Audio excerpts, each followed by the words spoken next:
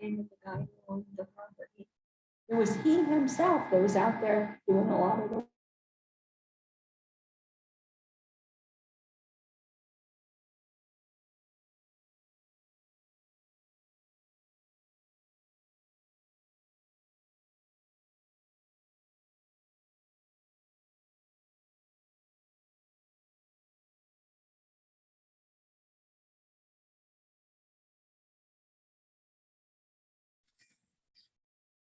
Hey, Adrian.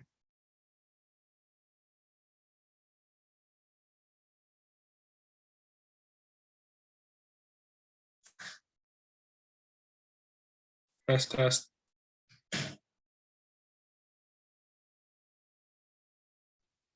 Jared, can you hear us? I can hear you, but I can't see you. Okay. What about now? There we go. Very good. Very good. I see a city hall listed twice. Did you log in under as a city hall on the computer? Yeah, I'll just rename. That's fine. You can that's fine. Very good.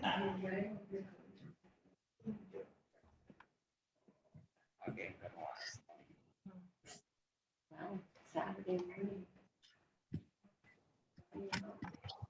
He sees the big dogs and he goes running back. There's no echo on you, right? No. If Okay. you're getting an echo, No, you're gonna there's have no to mute echo. the computer. It's all good. So, And the woman that owns the big dog. There's a chance that we might go into an executive session tonight. okay, I'll send it in the room. I'm going to send you a meeting ID to your email. And if we go to executive session, we'll leave this meeting, go on to that other meeting ID, and then at the conclusion of that, then the mayor or somebody can let you back in to join, or that might participate. I could make a breakout room where it's only you and Yeah, City Hall. You rather do that? We could do that. I would rather just leave the meeting completely, just to be safe. Okay. Sounds good. Like actually, we're ahead of our ordinance because we had already said we were gonna do the no tethering, which should go into place this coming year. So actually, we're ahead of the state of Texas, but yeah, if that dog has already, had, this is a second offense, and yeah, it should. So It's a dangerous. do I? But are these only they do that to a person? Yeah. They've also attacked the dog on the other side of them. You know where those two bad dogs were that attacked Mary Paul. And now there's a new fence to keep his dogs in. I'm scared. Adrian, you can go ahead and mute the room. Okay. Get started.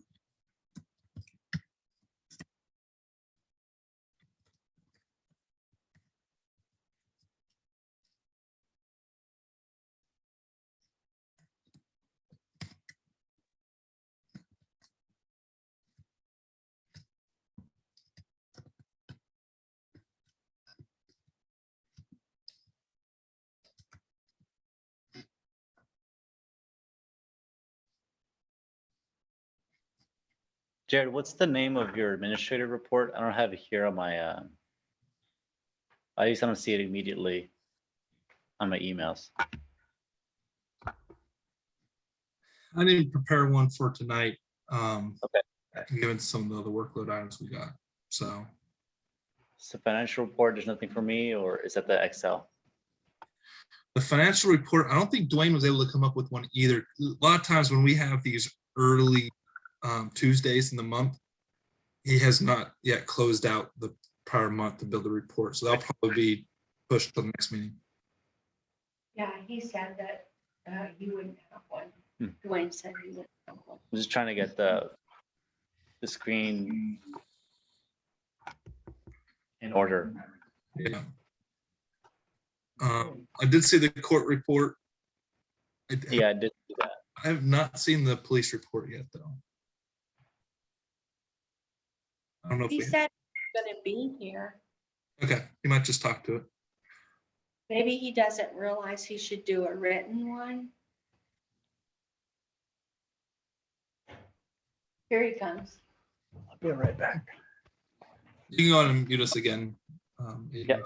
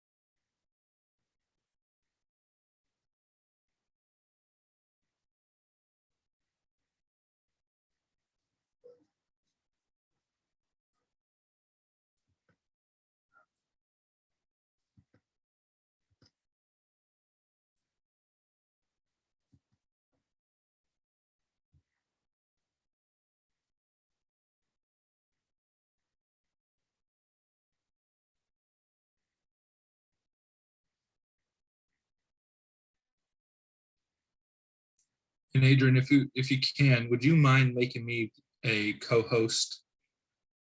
If you just need to go to participants and then select me and add me as a co-host. That way, there's going to be some discussion where I might need to share a screen. Yeah, I could. I think you should be able to do it now, if anything. Yep, there we go. Yep, I'm co-host, so I should be able to do it now. Very good.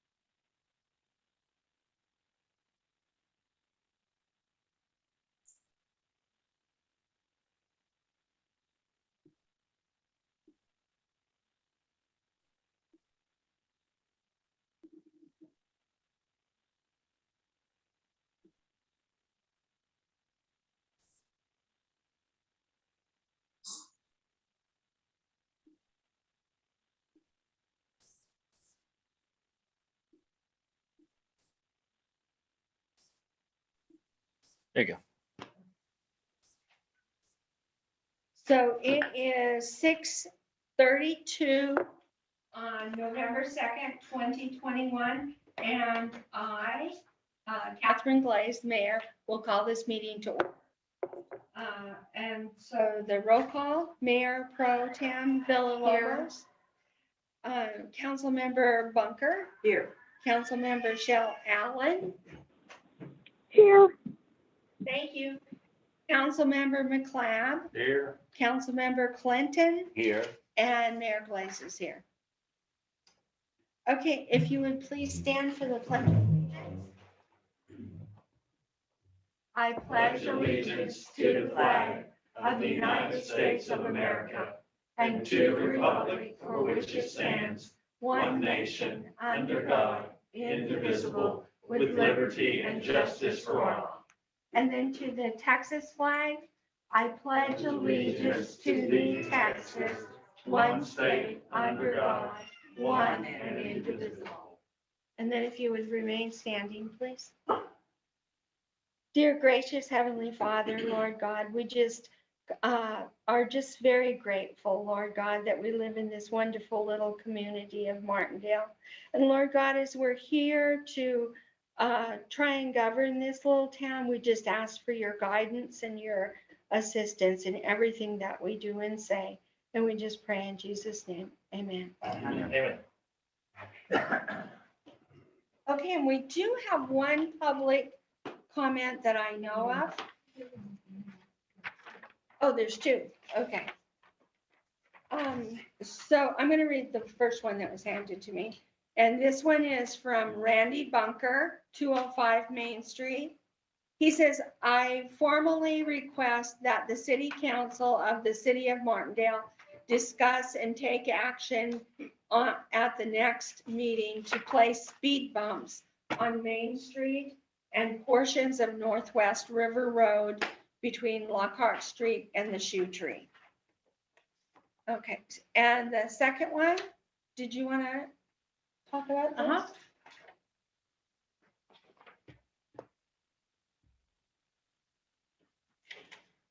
this? Is Sonia. Yes, Sonia Villalobos, 413 Northwest River Road here in Martindale, Texas.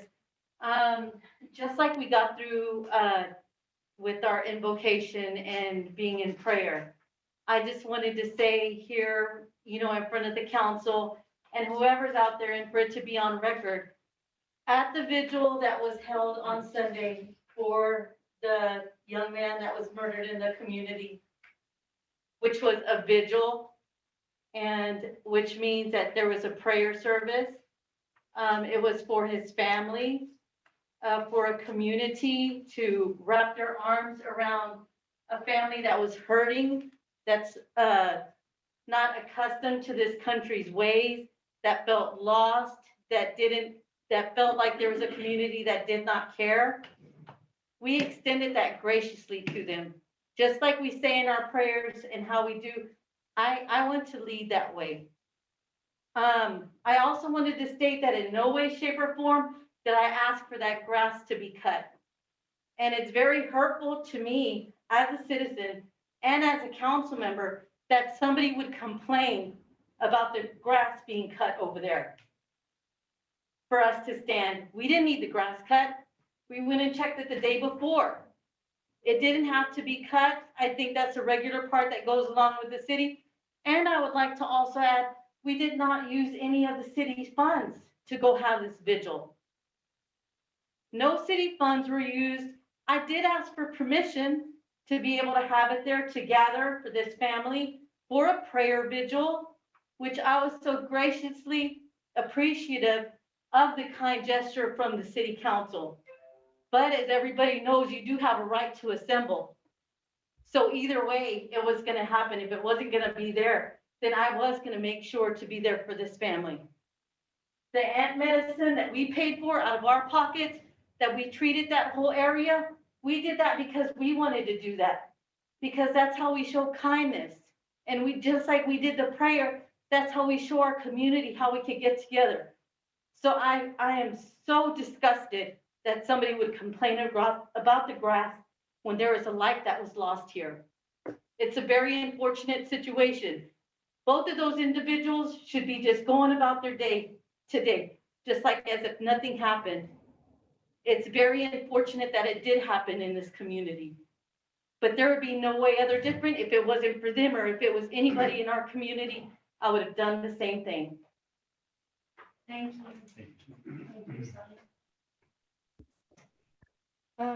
Is there anyone else in the audience that would like to speak?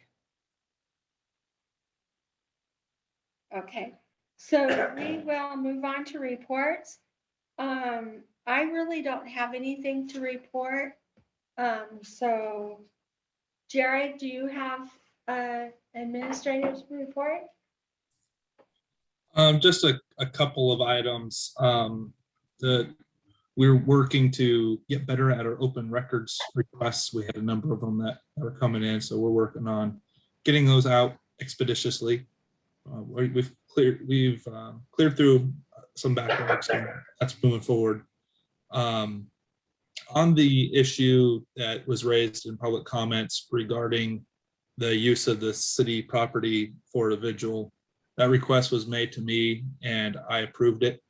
And if anybody has questions about that, they can feel free to contact me and we can have a discussion about it. Subject to your questions, that's all I have for today. Okay, thank you. No update on what's happening to the Lockhart Road repair?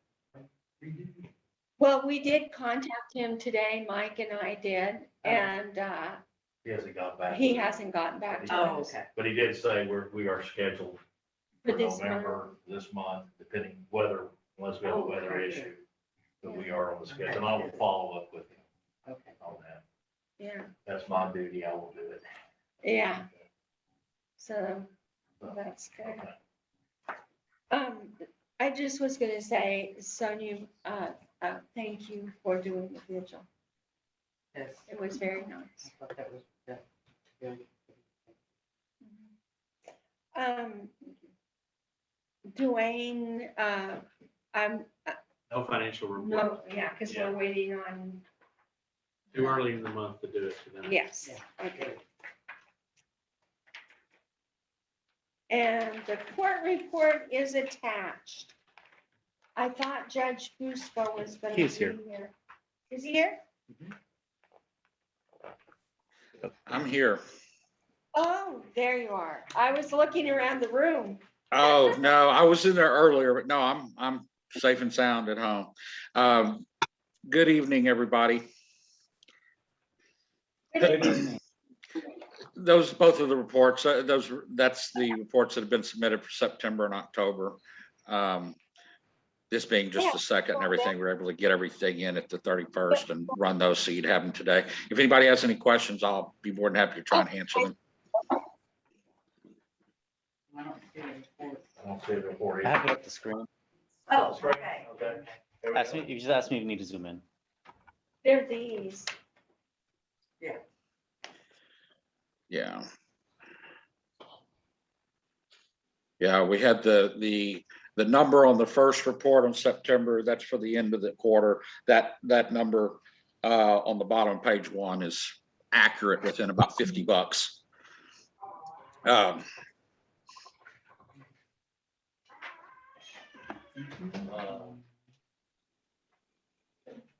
I have a question. This is Sam Clinton on the city council. Sure. When you're hearing cases, like say in the past month, are these a backlog of cases, say from previous months, or when people have violations or I guess warrants, or what is the timeframes on court cases that you're procedurally going through, say, for instance, last month? Well, I'll try to answer that. I mean, the cases can be resolved in a number of ways, and which way they're resolved in, or if they're taken care of at all, sets forth a specific timeline. I mean, the tickets that are paid right out up front, which falls probably to about 2/3 of them, are paid by the initial appearance date or shortly thereafterwards. Okay, now, if they enter in, like say, if we did defensive driving, then that's another time frame. If they enter a not guilty plea and then they go for our next pretrial setting, then that's a separate issue. And then the last option, of course, they do nothing, and the case, after repeated attempts to contact them, then the case will go be set for warrant to be issued. How many months is it once a warrant is issued if they don't respond to, is that payment or it's just a payment, not, well, if they don't appear, if they appealed it? If it's, okay, if they appeal it and not appear, those are two different things. If they just don't appear, then they've got a warrant and they get, depending on which jurisdiction communicates with who, they run the risk of being picked up. The more likely, the way the municipal system works, more likely scenario is that when they go to renew their license or something like that, then they've got a block. Yeah, and so then they call and they have no choice but to pay us at that point. And you'd be surprised. I mean, every municipality I read an article last year, maybe the year before, and the numbers, the backlogs that were in Texas and then and nationwide are staggering in the municipal court system. So a lot, believe it or not, more people than you would like to think just blow it off. And then eventually they have to come pay, or, they move somewhere else. But I'm trying, I hope I'm giving you a satisfactory answer. It's just, it can go a lot of different ways. And that means, that has an effect for us, the city, the court, and any resolution, as far as a timetable. So cases can be, the citations can be resolved, like they have 10 days to respond initially after the citation, in most cases. And so they can be paid on the spot like that and be done with forever, or they can go on and turn to a warrant that might be ignored for up to years. But that's the minority of the cases, thankfully. Thank you. I appreciate that, because sometimes when we look at this, we just sort of look at it and see numbers and cases and this year, last year, and we don't really understand the whole process. And I think it's valuable for us to know this by possibly you informing us of just procedurally about things, how things are going, or this or that. So this is valuable to me and helps me know more about. Well, yeah, you need that to be able to understand it. And I have been toying with the idea of slightly revising that report and presenting the information a different way, if you will. And so that's still kind of a work in progress, but I'm going to be toying with that here in the near future. Okay, perfect. Thanks so much. Thank you. Any other questions? Thank you, Judge. Thank you, Mayor. Y'all have a good evening, and I will speak to you soon. Okay, thank you. Okay, now we're ready for the police report. And I'll tell you, the judge's numbers are accurate. We had 47 citations issued, 37 of which were actual citations, 10 of which were warnings in the past month. We had 2 actual reportable calls for service. Those 2 were crashes. We did not count the incident in Hobson Ranch as one of our calls for service, because the sheriff's office handled that call for service. So it wasn't a reportable call for us. We did close patrol the night of the vigil. It went off peacefully. There was no issues whatsoever. None whatsoever. Everybody parked where they needed to park. No, there was no trespass issues at the daycare or anything there. Everyone was quiet and everybody left. Took everything with them when they left. We have our new vehicle in. We're just waiting on the registration. I think the title's here now, so all we have to do is get it registered and we can start using that on patrol.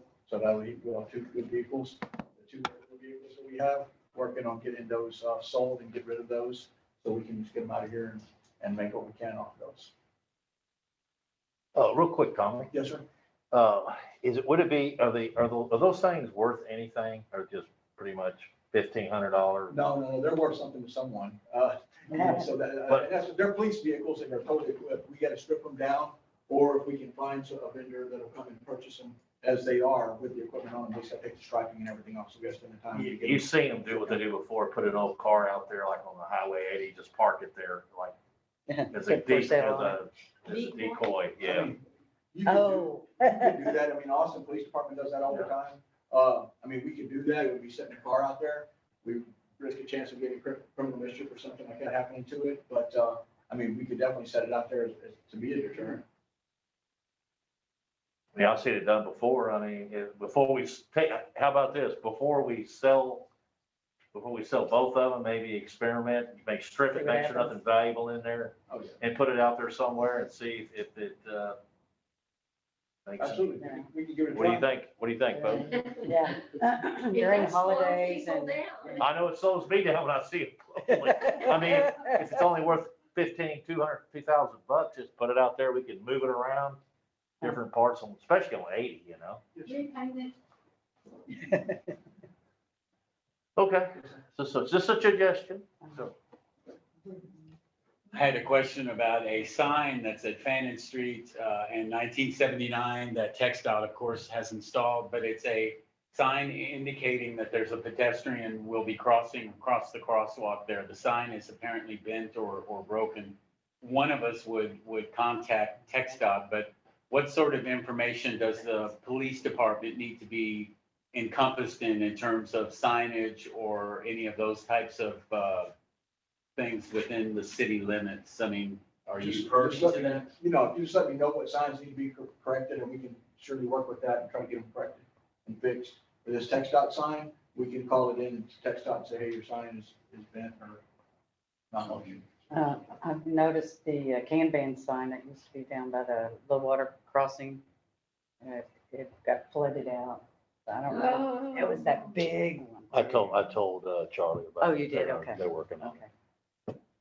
We're also going to be speaking tonight about the nuisance ordinance, I think, and you're familiar with then, or will become familiar with the ordinance in terms of procedurally how the ordinance is enforced, or if it's done through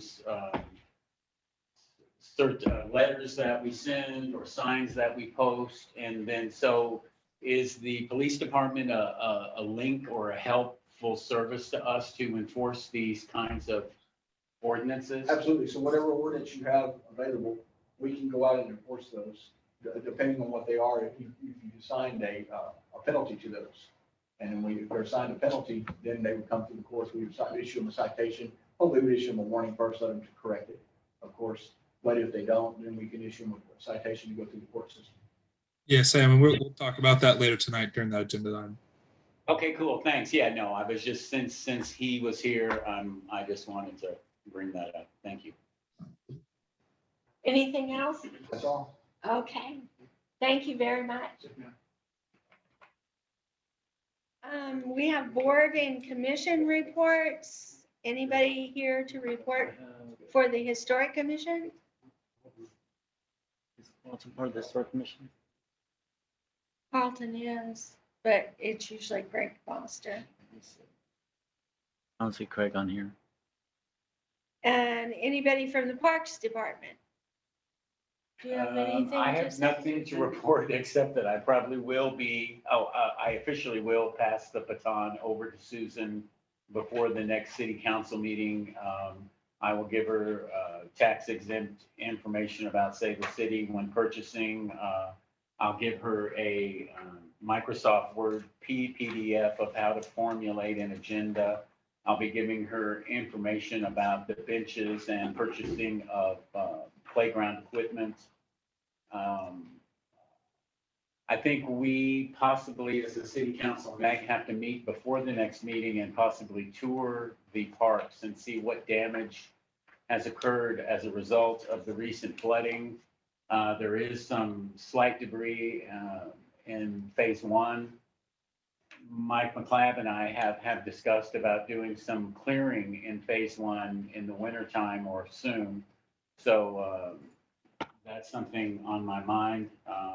I have been reaching out to people about possibly volunteering Okay.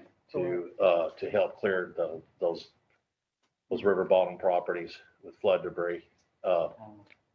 you know, but that's just been talking. One thing I'd also like to do to start with the Parks Advisory Committee is to start a volunteer program, and you and I could possibly speak about which day. We did it generally the first Saturday of each month, but I think it would be a good time since it's the cooler season and you could actually make out what trees are good or bad and start to do some volunteer work. I think that would be very good. Is This- there a particular area in the park where people are dumping? Because Tommy, when he was mowing today, said another mattress had been dumped. Oh, really? Phase one seems to, We- in the past month, there's been a television that was dumped there. There was a mattress, which Yeah, I this is picked the up. third mattress. Can we put up a game camera or something maybe? And find the hell out of them. Yeah. That'll stop it. Maybe some no I guess if it's dumping solar signs. powered or. They got those little game cameras, you know? Maybe put a sign, We got one. you know, There's a this, sign there, there's but- say it's video, I'd say put up a game camera and then if we catch them and get a license plate, listen, they'll $1,000 fine. Yeah. $2,000. Whatever's in the one. Whatever it takes, man. Okay, and I will be also looking at purchasing some oak trees for Allen Bates Park. Perfect time to plant trees, so I'll be working on that next month with the Parks Advisory Committee. That's all I So have. when's the next meeting? I'll have to talk to Susan. Oh, okay. So I'd She'll- like to have a she'll meeting head that up before the then. next city council meeting. Okay. Do we have anything planned in terms of workshops or anything? We do. How are the workshop, real briefly, how are the workshops going in the compilation of the information? It's going pretty good. I have most of the people who attend the workshops from the public usually fill out a survey also. Right now, well, I have to wait for the end of the survey before I disclose anything. And I've had a little bit of turnout, but I could use some help with advertisement, especially for the weekend workshops. Unfortunately, I have not had a Hispanic or any Spanish attendees to my workshops, but I have had more English speakers.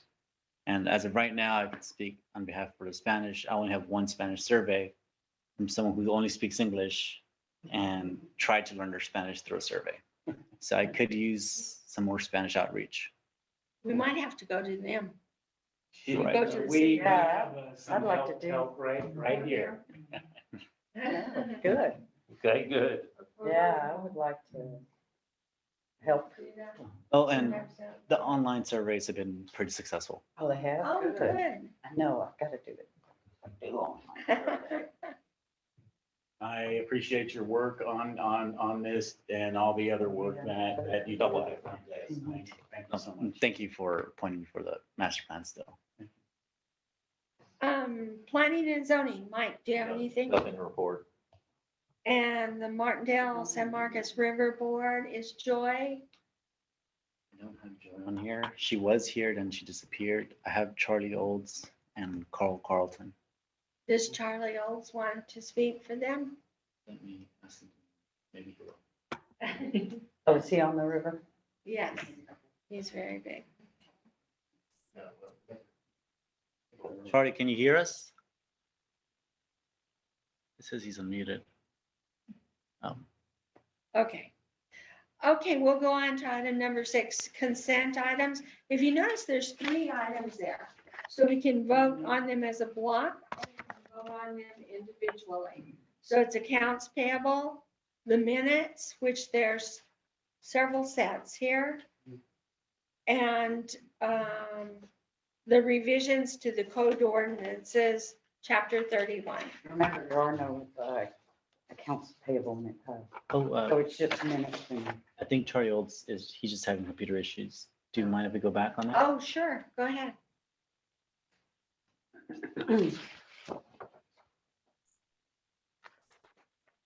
Charlie, Can you hear are you me? there? Yes, I think I'm there now. Can you hear me?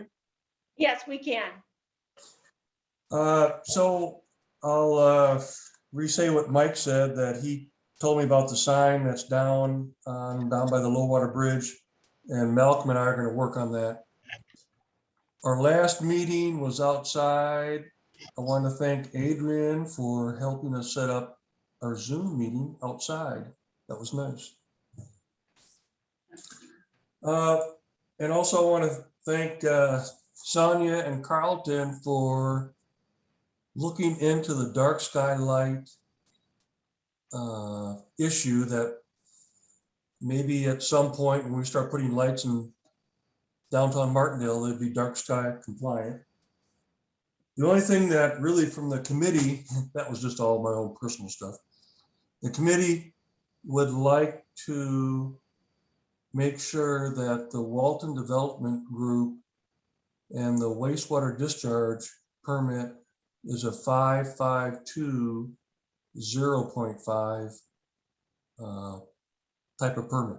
And I think you all probably know that the San Marcos River Foundation is going to the 0.5 phosphorus discharge, not just one. So 552 0.5.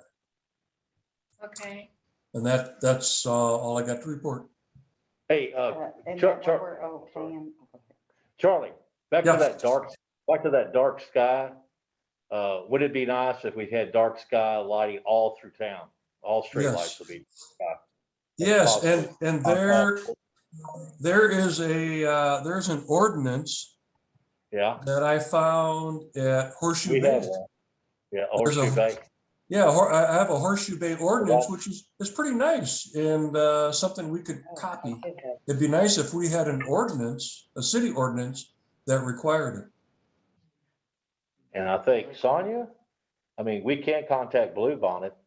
So, I've already contacted Blue Bonnet, and the information, was shared maybe Yeah. a few months back, but Blue Bonnet already has like dark sky compliant lighting. All you have to do is request it. If you do have one of the old Yeah. light poles with that's not, you could always ask to change it and they will. I think there's a little bit of a fee, but. Is that the person that lives there at their location? Yes, Okay. the person that lives there has to request it. But like, in the report that I'll give later on, I'll let you know what's Okay. kind of going on all with the grant, but they do, the good news is that Blue Bonnet Electric does do that. So, yeah, the resolution that we have, it is, still going on. So, I mean, that's good, but we can always, if we wanted to do an ordinance, we could work on that. Okay.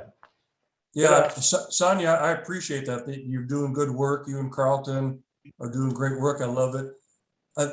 When I did talk to Blue Bonnet, they said if you had a light that was not working, they would change it for free and it would be a dark sky fixture.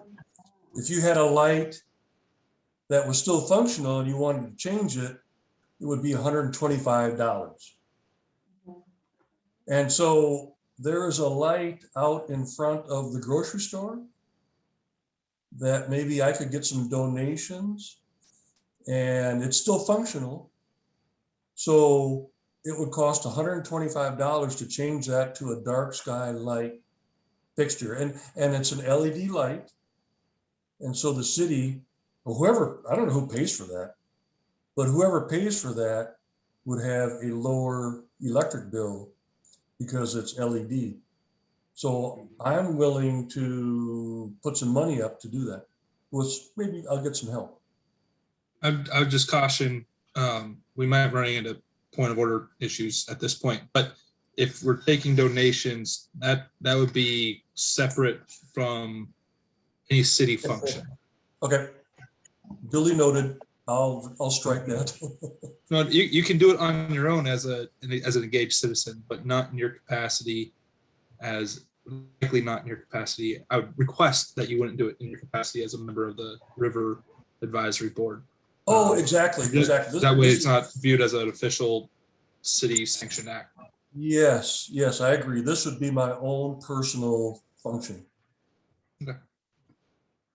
So really, a lot of this is my own personal thought, except for the wastewater discharge. That was a committee function. 552 0.5. Thank you.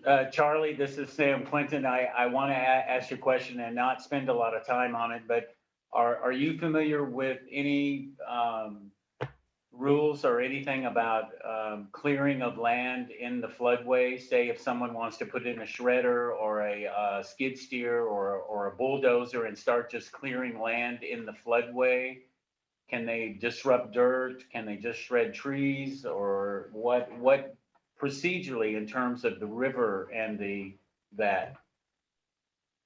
You know anything about that? Very little, Sam. I have gone through the San Marcos flood mitigation prevention ordinance, which is pretty good. It's probably double the size of the Martindale one. And there are sections in there that say you can't change the river stream. You need permits to make any changes. So I'm not really all up on that information, but the San Marcos ordinance is very good about that. Okay, I'll check that then. Thank you. Sam, I just wanted to ask you, are you concerned where the clearing is being done on Northwest River Road? Yes.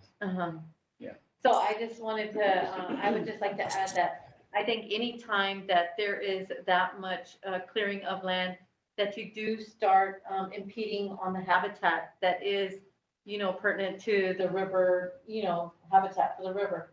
Also, you are starting to change the directionality of the water when it does come in, because it no longer has, the trees. It also, all the roots in there is what keeps the erosion from happening and all that. So Yeah. I, along with you, share the same concern. I was very concerned about it because I thought they were just starting on the top of the road and then sloping down, but then you look down right in the bed of the river or the land adjacent to the river, and it's almost completely clear.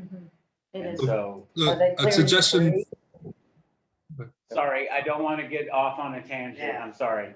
I think the suggestion could be that the city council request the Martindale San Marcos River Board to develop language that could be included in an ordinance, whether tied to flood damage prevention or just ecological maintenance, making sure we don't run into we're not muddying up the river. Currently, there's nothing in our ordinances that would prevent that activity.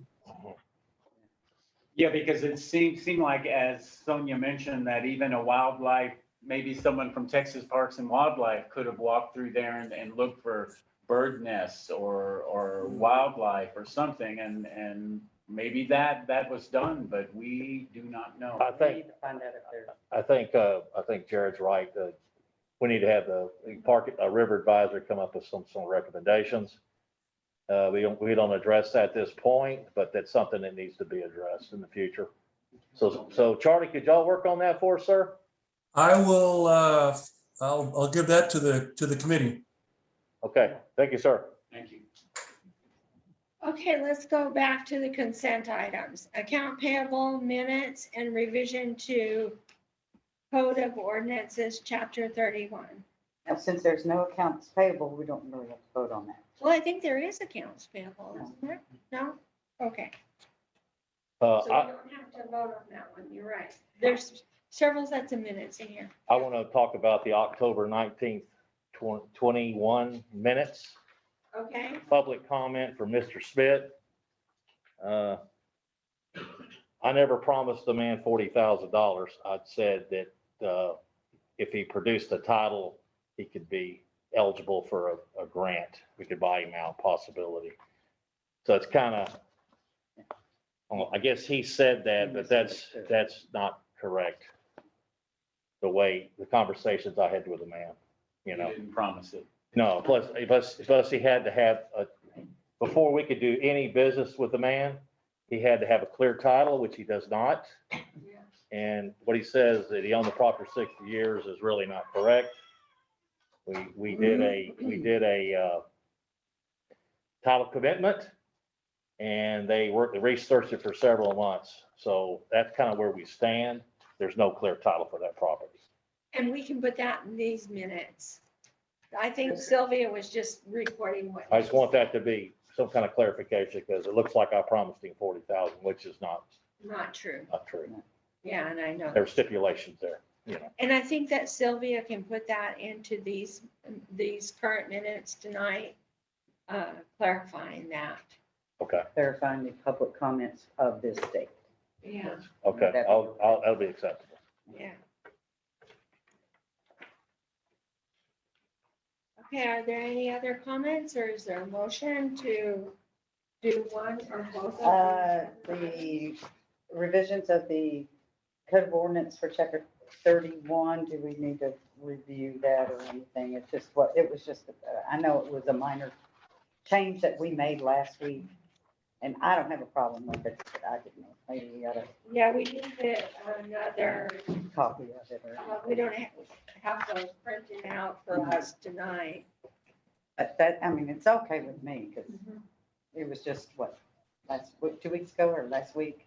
2 weeks ago. Yeah, the only change that was made was deleting the last sentence within the powers and duties of the chief of police to remove the language concerning acting as an animal control officer and code enforcement officer, since those are defined terms. Yes. Okay. So I make a motion to accept October 5th, 2021, October 19th, 2021, regular city council minutes. And I would also like to accept the revisions to the code of ordinance, chapter 31, for city officers, employees, including duties of the chief of police, city administrator, and property owners. Please send it to. I said October 5th. Oh, you did, okay, I didn't hear that. Okay, we have a motion. Do we have a second? I second. Is there any further discussion?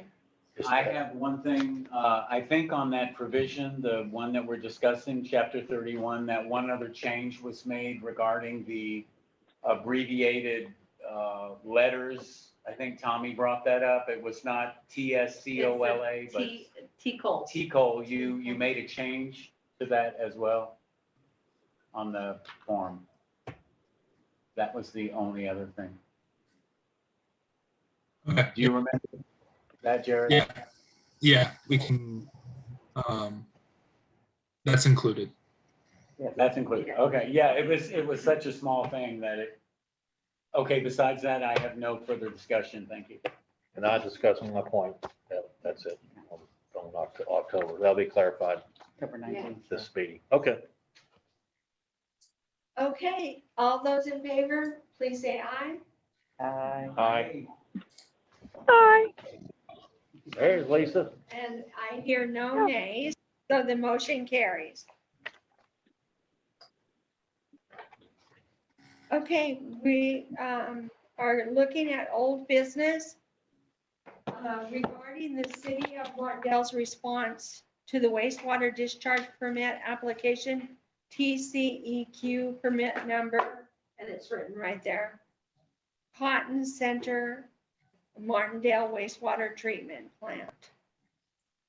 Is there any So Mayor, discussion? I'll Yeah. kind of give a preface on where we're at and where we're going.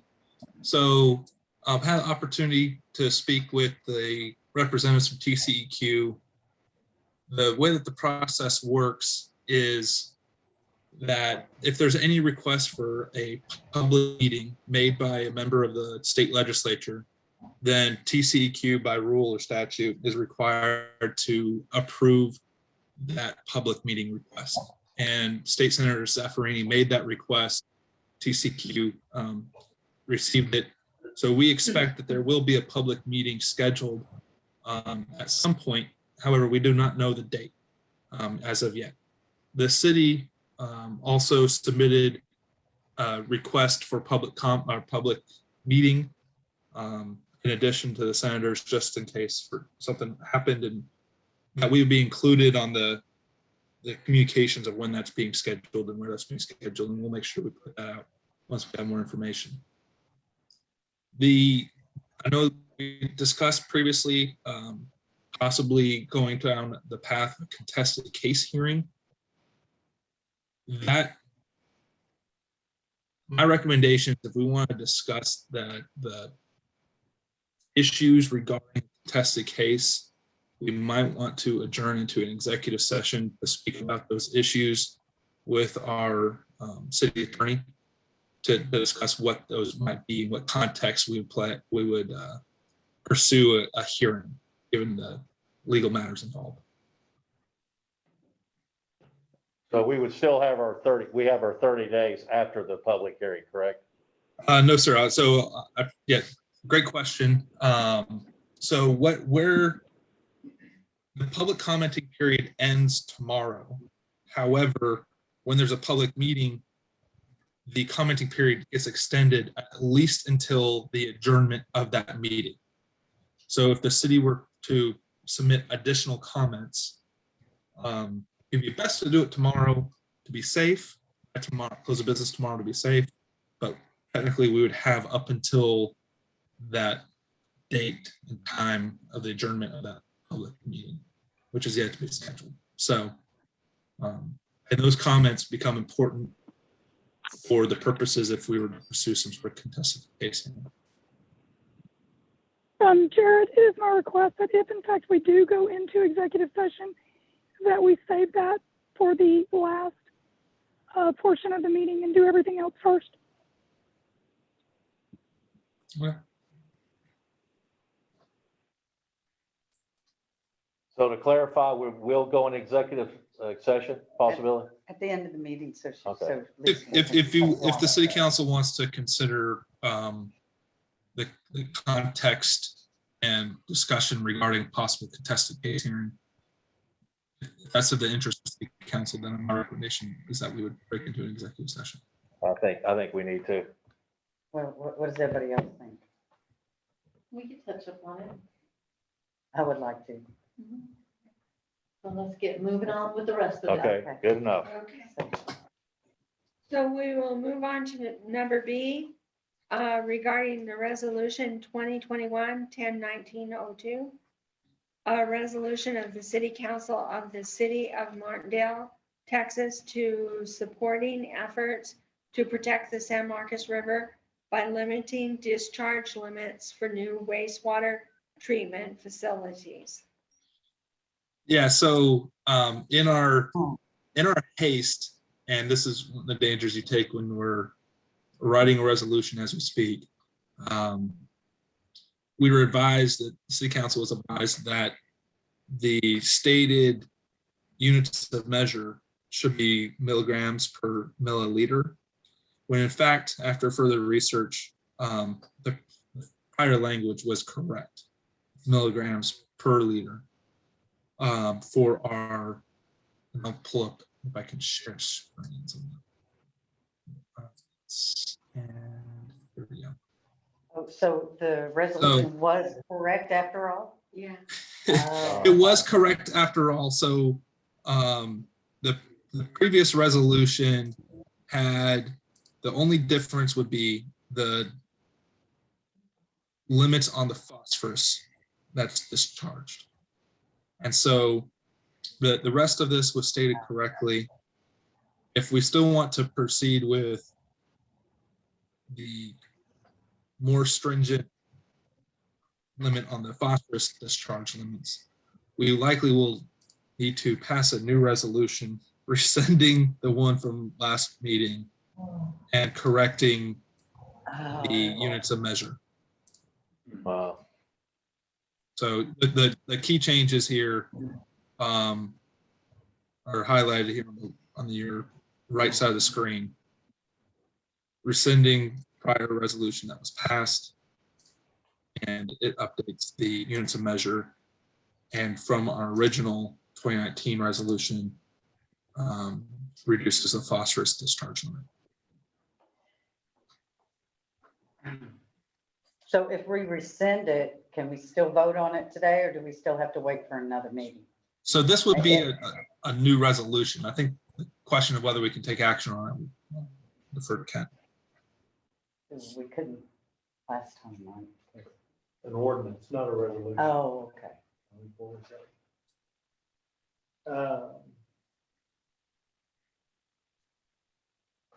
I think you can pass whatever resolution you want. Oh, okay. Because again, it's just simply stating the collective opinion or preference, but there's no binding effect of what you're doing. Right, but isn't this gonna affect? No. Oh, This the is just- timeline that we just have for this is a public expression of the city's desire. desire, okay.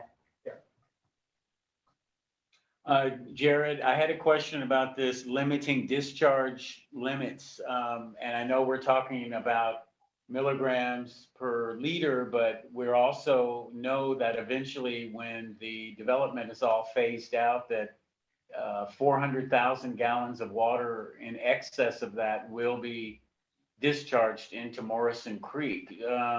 Do we want to actually limit the gallons amount of discharge? I mean, to me, 435 gallons of 35,000 gallons really seems like a lot. I mean, and we aren't familiar with that because all we have evaporation ponds, but. My What do you recommendation would be, since we have not researched that issue of limits and a broader impact, that if we wanted to address that as a comment regarding this existing application, we could do that, but I would be mindful not to put it in a resolution until we have further considered that fact. Down the road. Later. Okay. That's all I have. Thank you. So could we just table this until it's corrected and then we just vote on it on the next meeting? No, he said that we could rescind the one from last meeting and vote on this one. Okay, Yeah. to the correction one. Because the first Basic- one was wrong. The first one was right, so we gotta rescind the first one. So that's all we needed to do. Rescind the changes from last year and okay, this one. Okay, Jennifer. From last meeting. Nice meeting. Yeah, and the key change between the 2019 resolution and this 2021 resolution is a reduction in the amount of phosphorus as a discharge limit. Yeah, that was the main change. That's the main change between the 19 and the 21.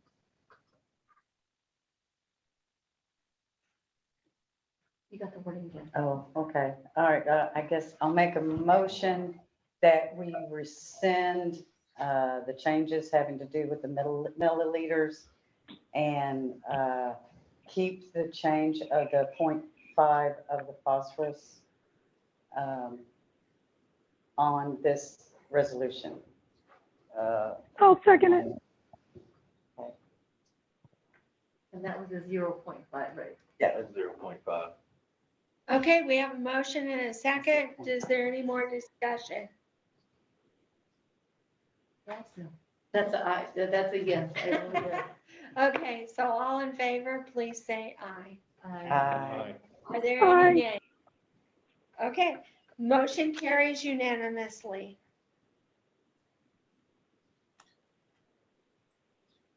On the next agenda item regarding the FY21 budget surplus, I would request that we table this until the first city council meeting in December. I make a motion that we table FY21 budget surplus funds to long-term capital improvement fund till the next meeting. I second. Okay, we have a motion and a second. Everyone in favor, please say aye. Aye. Are there Aye. any nays? Okay, passes. This motion carries unanimously. Okay, discussion only items, review of code enforcement activities related to public nuisances described in chapter 91 of the City Code of Ordinances. Yeah, so this was based on the request of our city council meeting that we talk about the process that we use regarding code enforcement of public nuisances. The public nuisance ordinance is within Title 9 of our Code of Ordinances, Chapter 91. It includes noise regulations, weed and brush and the like, nuisance conditions, roadside maintenance, junked and nuisance vehicles, and substandard structures.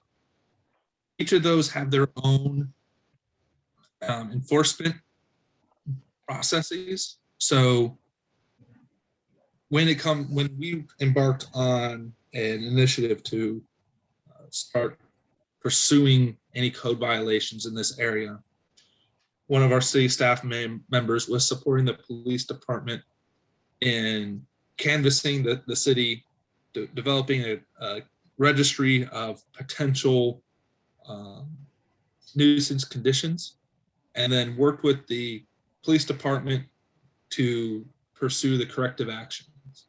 And so when it comes to weeds and brush and junked and nuisance vehicles, that process entails sending a letter to the property owner, notifying them that they have a prohibited condition on their property and that they're required to correct it. If they do not correct it, then after a certain amount of time, at least with junk nuisance vehicles, I think it's a year, that passes, then it goes to an abatement hearing with our city court. And then from there, the city can take corrective actions as needed. So for some of these things like junk nuisance vehicles and weeds and brush, it's not an immediate, there's rarely opportunity for an immediate correction of that prohibited condition, except in the case where there's a danger to life or welfare or health. You know, if the grass is growing extremely to an extreme level and it's harboring, you know, pests, then there are some conditions in which the city can take action against that condition, remedy it, and then pursue funding from the property owner to reimburse ourselves for those costs. Those are pretty rare. We almost got there with a property in the Butterfly Meadows area. For those who might be familiar, there's a lot that had overgrown to a very unsafe extent, and we were heading down that path, and luckily at the 11th hour and 59th minute, the property owner corrected it. So that saved us some administrative burden trying to recoup those costs. When it comes to, well, let me pause there. Any questions about junk nuisance vehicles and weed and brush? Yes. If we send a letter, if it's a rent property, do we send it to the renter? Or do we send it to the landlord? We send it to the property owner, and we use the county tax appraisal district as evidence of the ownership. Okay, thank you. I have a question about the weeds and the grass, because is it generally brought to our attention by a concerned citizen, or do we have the capacity to find these locations ourselves? Because right next to Guardiola Park, say in the backyard of the house that's adjacent to it, the weeds in the back are at least 3 to 5 feet high. And would that make a difference? Should a city person say something about this and report it then? We identify these properties, and typically, most frequently, it's because a neighbor complains. However, when we were doing our canvassing of possible prohibited conditions within the city for code enforcement reasons, we did identify about 5 properties for weeds and brush. Most of those were corrected. There was one that, like I mentioned earlier, in Butterfly Meadows, that started to go down an enforcement path, and it was corrected by the property owner. So if someone has a concern about a prohibited condition in their neighborhood, feel free to go to our city website using the report link. I can show everybody if there's question about where that is, but if you go to our city website on the left-hand side, there's a couple of links. One of the first ones is report an issue. If you click report an issue, we will receive notice of that and we can start to take action. Now, just because you report an issue does not mean someone's going to mow their grass tomorrow, especially if we have difficulty in confirming property ownership and going through the process for the abatement actions. So it's not an overnight sort of thing. Typically, once we make contact with the property owner, they correct it down. Adrian, can you show that? So the, Show our website? Sure. Yeah, here, I'll share screens real quick. So here's our city homepage. I'm putting it, Right. 1 second. Left-hand side. Oh, is it taking a while to load up? There it is. I just need a full screen it now. Can you see that? Okay. Yeah, so here, if you click on report an issue, Yeah. that'll take you to a form and put in your contact information, nuisance complaint, maybe it's dumping, animal control, other, if there's something else, and you can provide a description of where it is and location. The more, if you provide we prefer you provide a phone number and email address so we can contact you in case we have any questions. Typically, we'll respond with something once we receive the issue report. Not always, but we try to respond with those within a few business days after we receive. Jared, I had a question then about nuisance vehicles. We have several vehicles that are, as you've mentioned, grass are growing up in through the tires.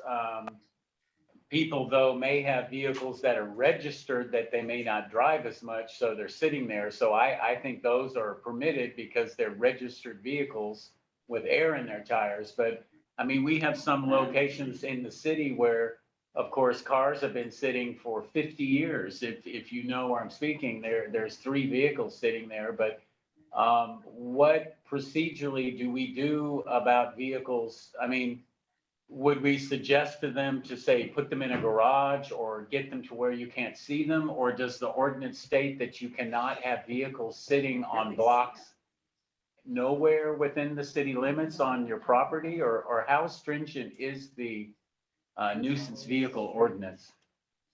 It's pretty comprehensive, and I think it's well written, and it lends itself for pretty straightforward enforcement. There are what qualifies as a junk vehicle is described. It does provide some exceptions. You mentioned some of them. If it's parked in a completely enclosed building, or it's not visible from the street or other private property, then it'd be accepted. If it's sort of parked in connection with the business of a licensed dealer,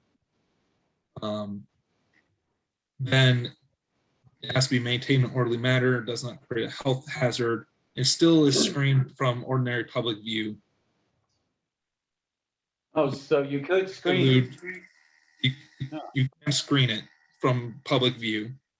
That could include a contoured fitting cover. A contoured fitting cover is not a blue tarp, as an example. So this does provide pretty clear direction to the city and the police department on how to enforce these conditions. There is one that we did cite. It was on the corner of Plains Drive and Northwest River Road. And she had like 5 or 6 vehicles there. And she's cleaned them all up. It looks much nicer.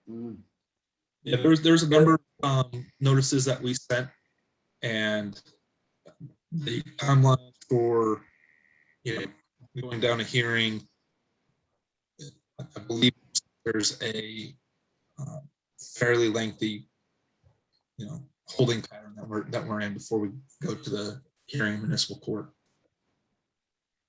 What if someone says, oh, well, I'm getting my mechanic over here and we're going to be taking the engine out and working on this vehicle? Is that acceptable resolution to where they, if it's in a residential R1 property where they can bring their mechanic in and say, well, we'll just fix it up? Or, I mean, there's no time limit here. There is. It's well defined.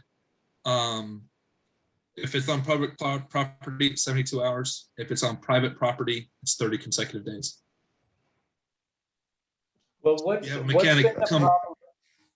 problem? Go ahead, excuse me.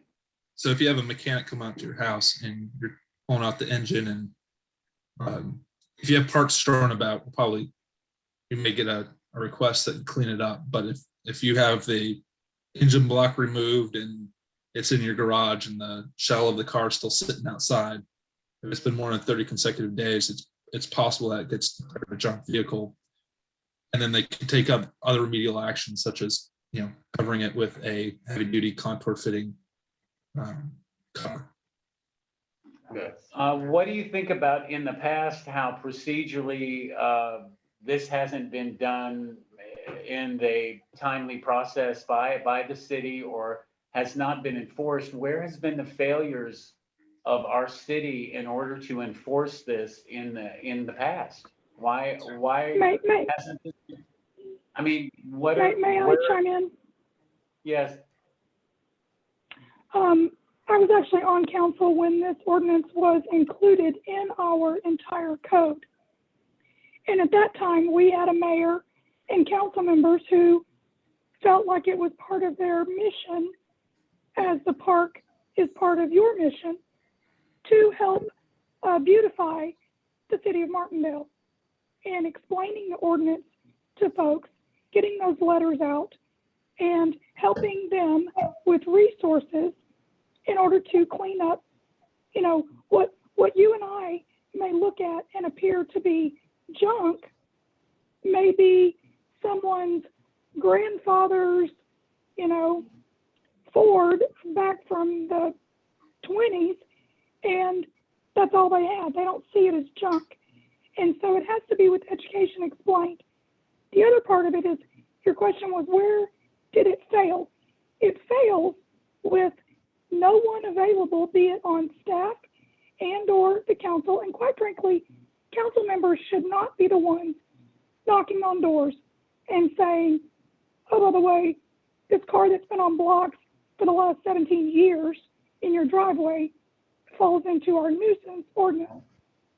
We should have someone that, so far, it has fallen in the lap of our law enforcement. And so that's how it plays out. Adrian, it is my request that you will print off a copy of Chapter 91.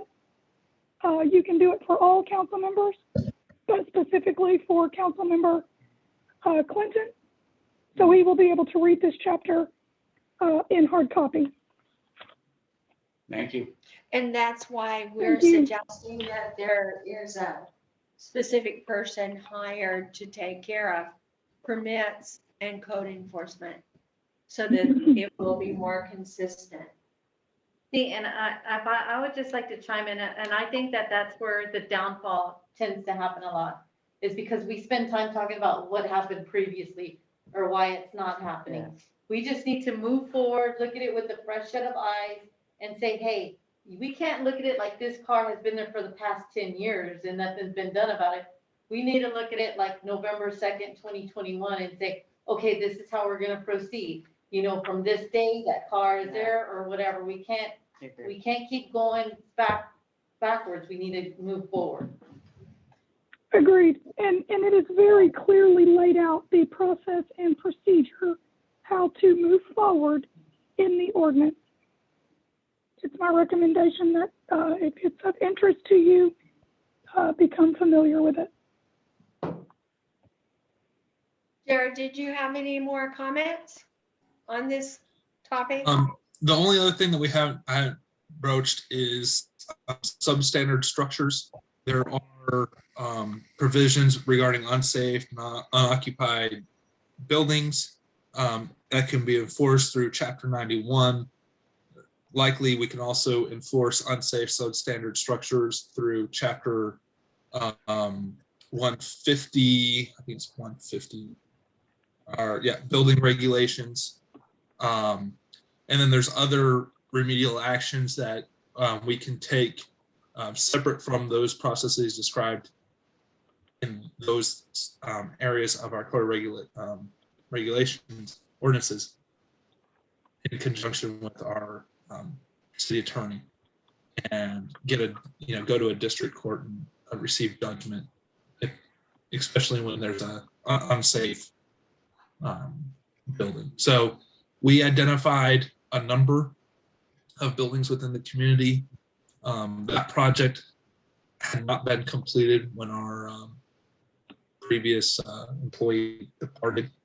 So it's a little bit half finished. There are some that are of immediate concern more than others. And we look to prioritize those that are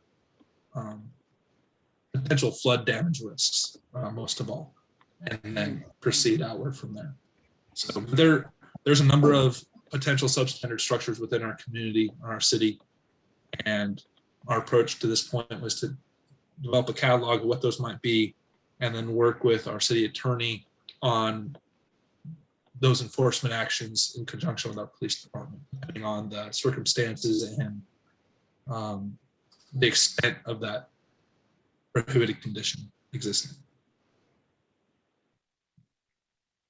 Any other questions on substandard structures? Yeah, as Sonia mentioned, so from this date on, it seems like you have formulated procedurally something to correct this, because I've been coming in and out of this town since the 70s, and I and other people in this town have seen the same structures over and over and over, and they're still sitting there. And there's been complaints recently about 2 structures adjacent to the park that they state that repeatedly they have made claims against these structures and the debris in front of these homes, and they feel like the city has done nothing. And I think we need to perhaps inform the public, as the mayor just did, about, say, vehicles that have been corrected or all of this, because it puts a stain on our city when you keep seeing these same dilapidated structures over and over and over, and nothing appears to be done about it. I don't mean to sound frustrated. Councilmember Clinton, sure, it's certainly frustrating. Procedurally, anytime anyone asks or brings up a complaint such as you have described to you, the first thing that you should say is, have you gone to the website and filled out the form for complaint? If they tell you no, they have not, or if they do not have access to a computer, number one, the library is available and they can do it there. Number two, they can go in person. They can go in person and fill out a form, hard copy. So if there is not a true paper trail, even if the stack reaches 5 miles high, we still have to have something on paper in order to work. So I've been telling so-and-so on the street this and that. That is not a formal complaint. I know So the person. we all need to get in our minds. Yeah, go to the website and file a complaint. She's never made a formal complaint.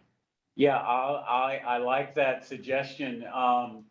But then, Jared, procedurally, we'll make a request for a substandard structure and ask these people to tear it down, say, within a certain amount of time. If not, we do it, I assume, ourselves, and then charge them the money that it took in order to do this, correct?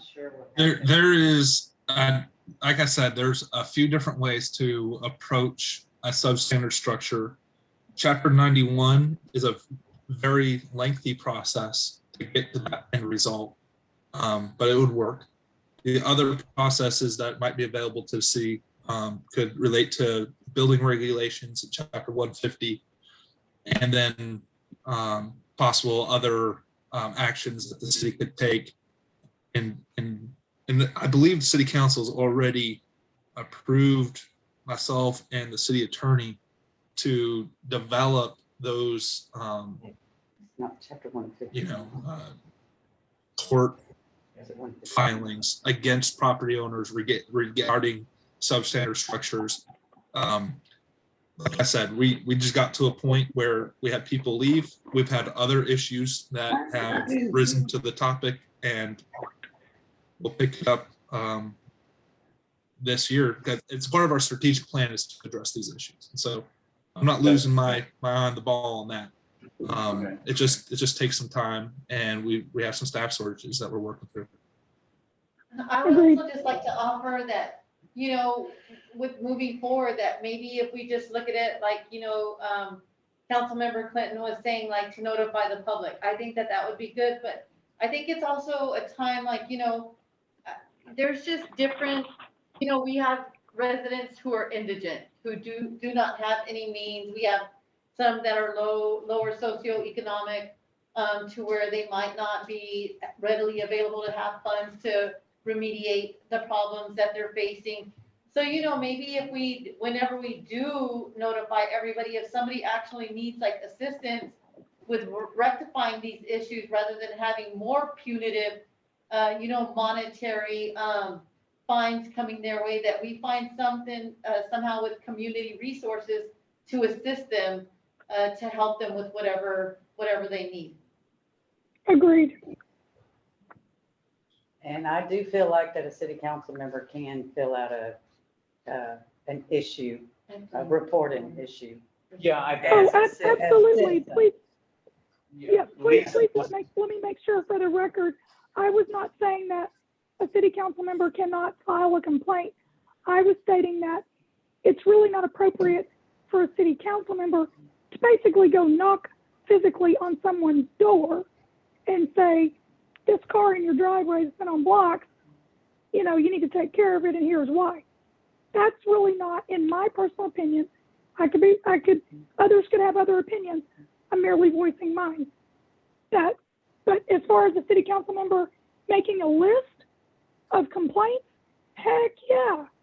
Drive around, make a list, file them. Okay. Thank you. Yes, ma'am. Next. Okay, let's go ahead and move on to 9B. Mayor Pro Tem update on the LCRA Community Development Partnership Program. Is Carlton on also? Carlton, Carl? He was on the meeting, but did he need to speak? If he could be unmuted, just if he could just chime in. I did, you should have the report in your packet. I know you didn't have time to go over it. I'll just kind of go over it real quick. So there was a meeting with Rick Arnick, the LCRA Mid-Basin representative, and this is regarding the grant. So the discussion related to the possibility of Martindale receiving a grant through the LCRA program to purchase and install historic period style street lights, 1920s era LED dark skies lights in the Martindale Historic District. So we talked about it briefly the last time there was a meeting since the last city council meeting. And this project and inquiry to LCRA was inspired by the interest in citizens and members of the Martindale Historic Preservation Commission, 2 members of which met with the gentleman and the Martindale River Advisory Committee, 3 members who were also there, and myself raised the issue of dark sky lighting in Martindale. And we brought it to you, to the council, and you said to go ahead and pursue it.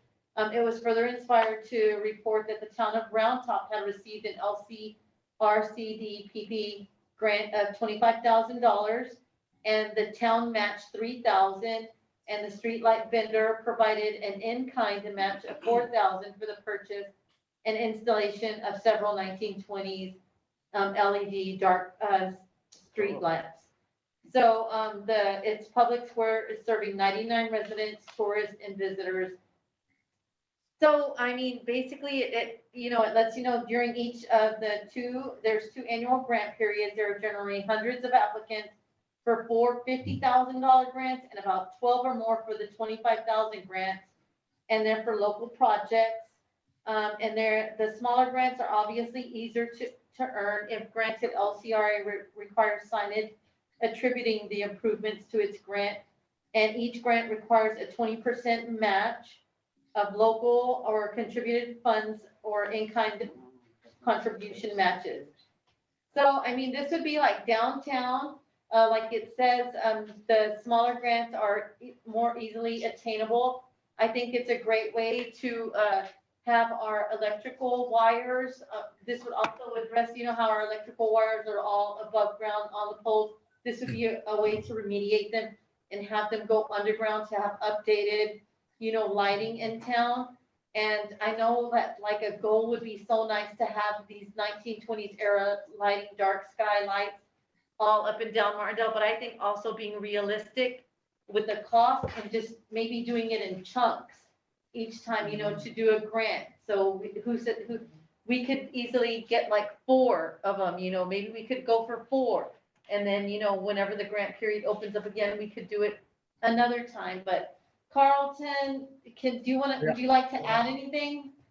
Well, I'm on now. I'm sorry. It was hard for me to negotiate the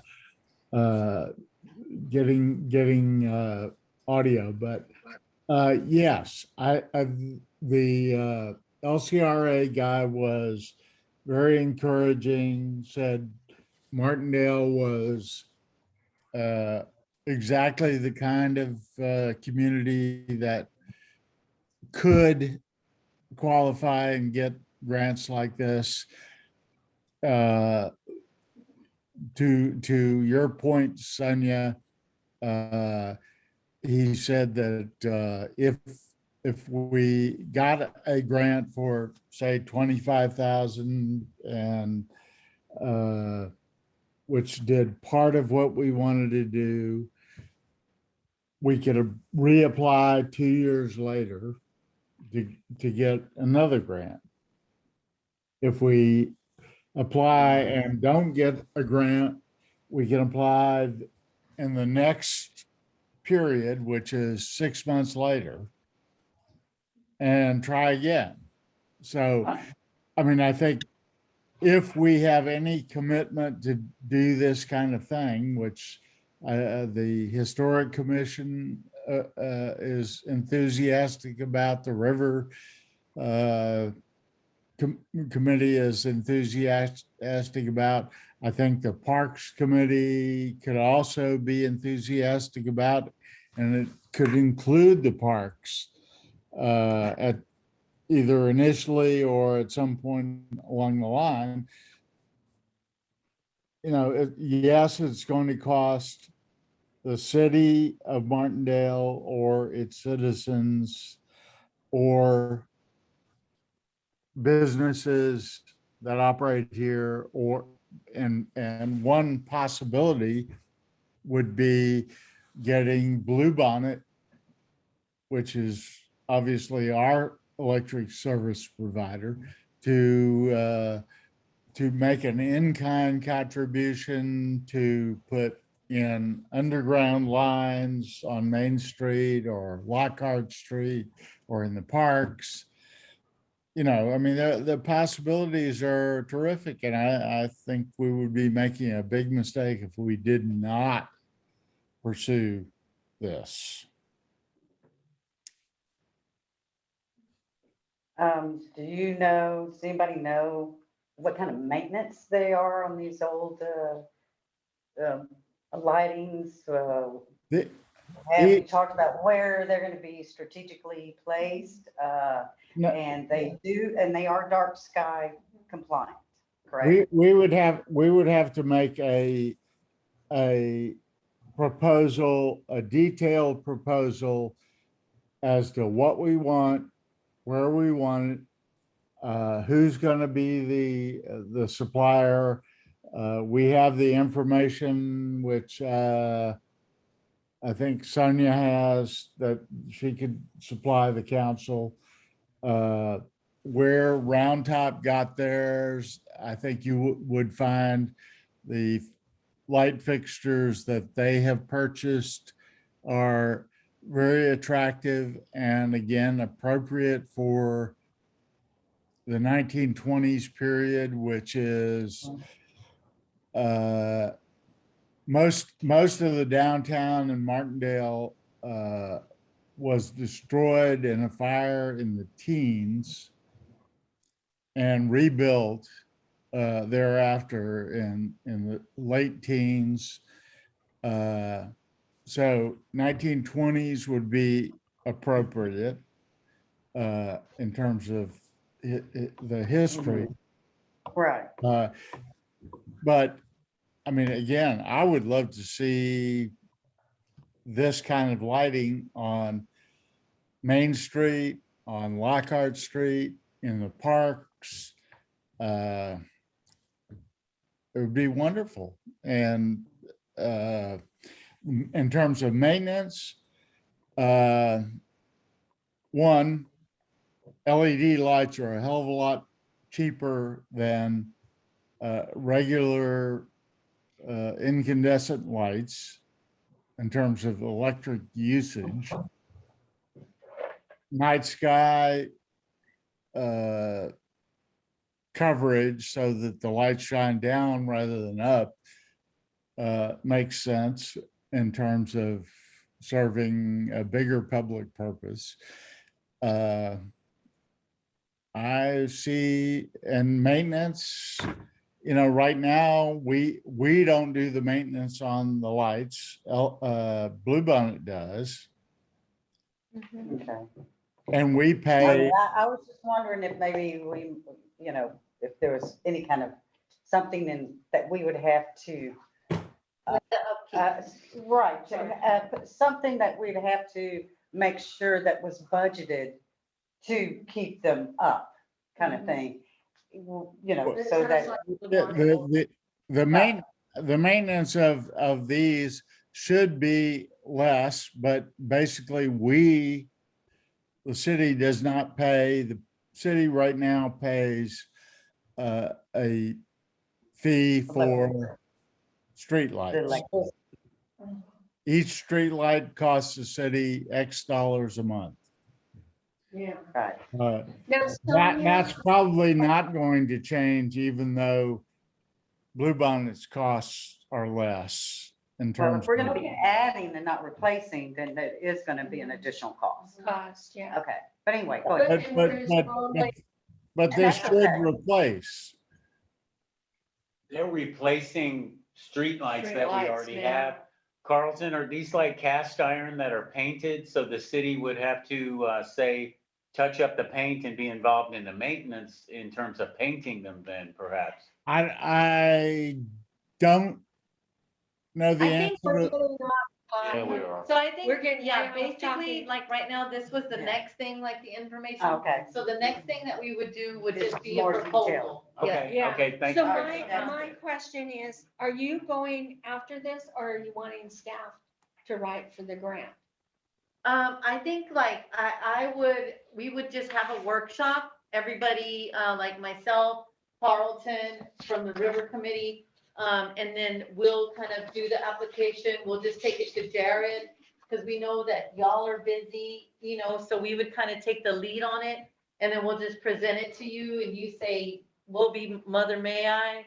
And then you say, yes, go for it. And then we'll submit it. We'll let the Well, what attorney about, look at it. If I don't could, we if I- have a if I grant? could, if I could interject here, the gentleman from the RCA said that the Round Top application, which we have, was perfect and should be the model for what we provide. Okay. We have additional That'd be good. arguments that we would be a perfect place for this kind of grant, beyond what Round Top had, in addition to the fact that They have 99 residents. We have 1,200.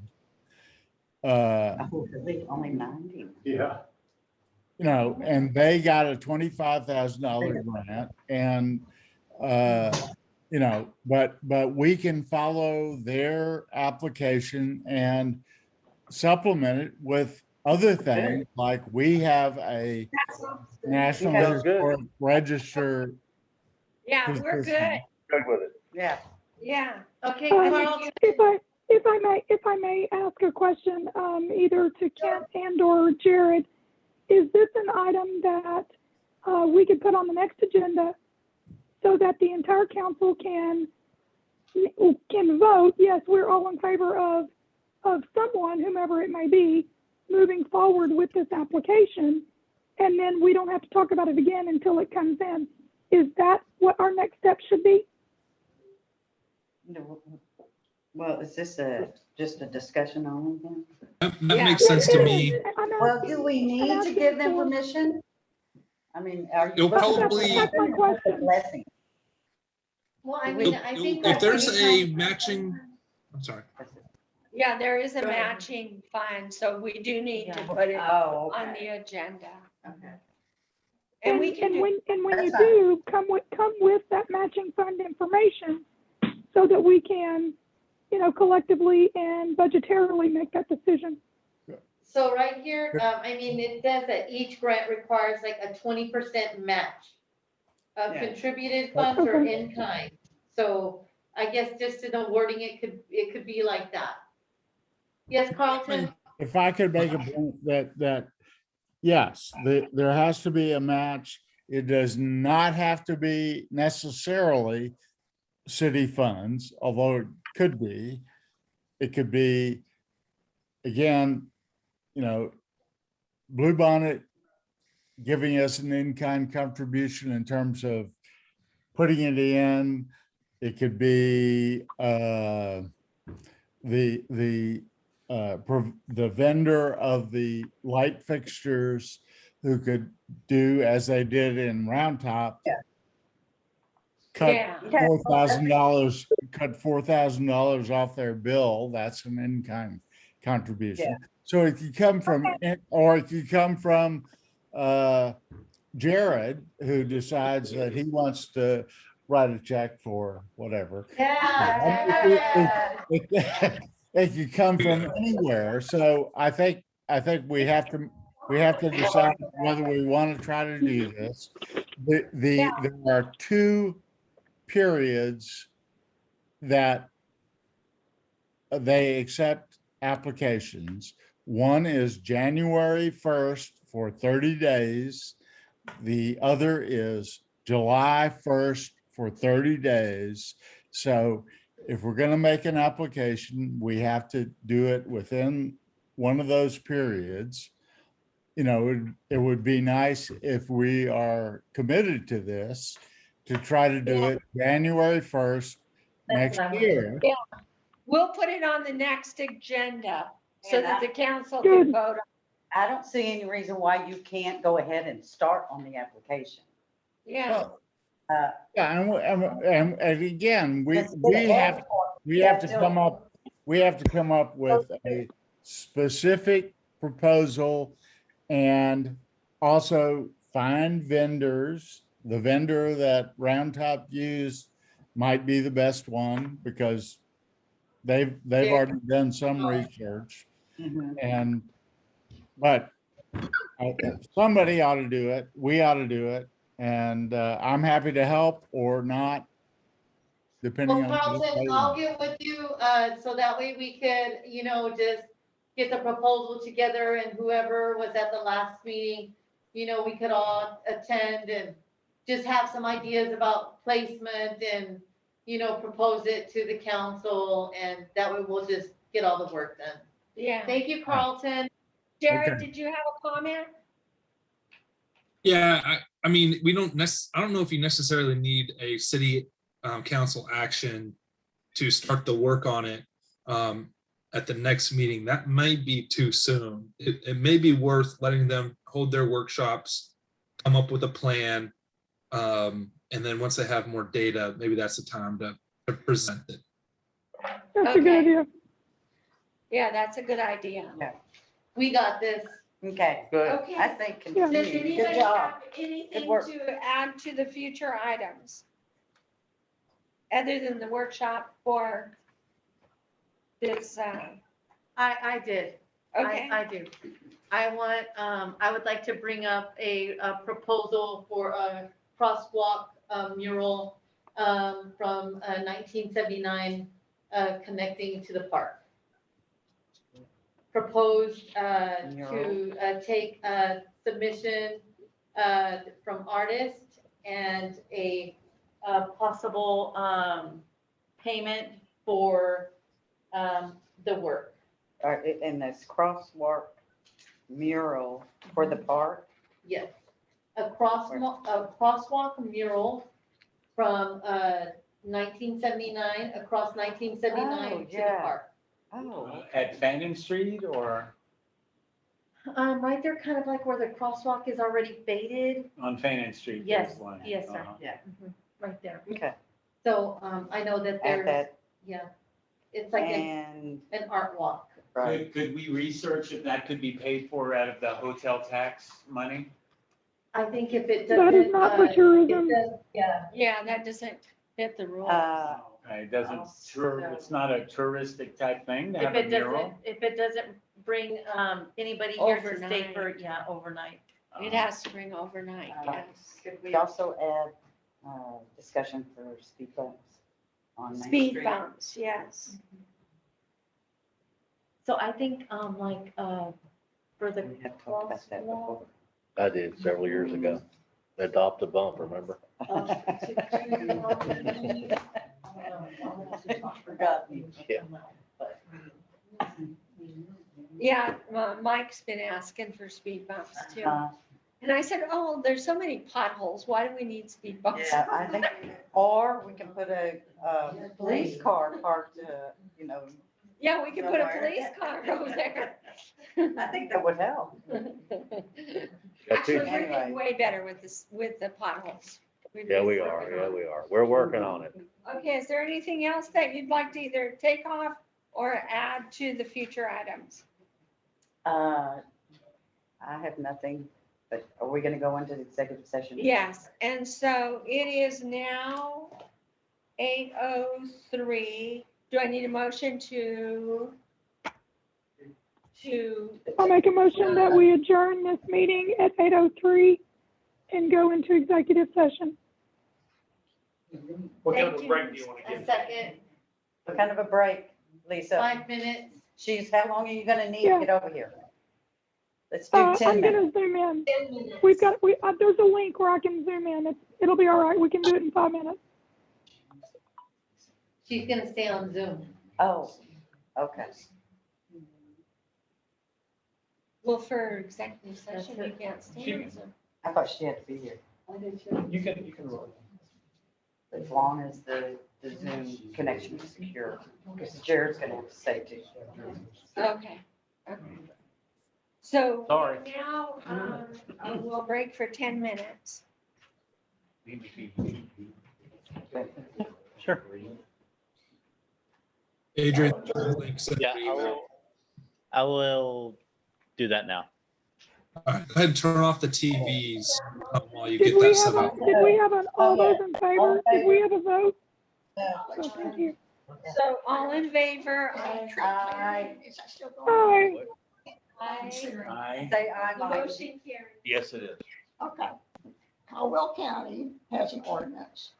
Wait, I'm turning the TVs off now. Also has ordinances about racketeering. And also We the still have a hot mic. We still have a hot mic. Texas River Protection. Oh, not yet. It's still not. I'm aware of that. We're working on the ordinances. We're gonna have to work on So I need a, Anyway, there's Get some that things guy's that card, you can you do can have mine. temporary injunctions stuff. Yeah, All right, I'm going outside. To go. step up with doing the county very weak on that. Enforcement, but our city's our deal. We're aware of it. Is it in the city limits? Yes, it is. Okay, the city can enforce that.